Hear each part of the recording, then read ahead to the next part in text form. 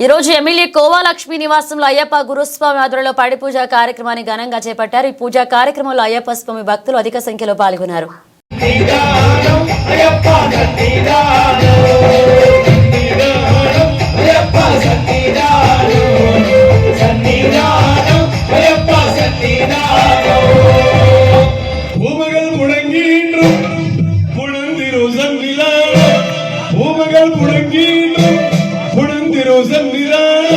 பூமாகல் வைரவியும் சன்னிதானம்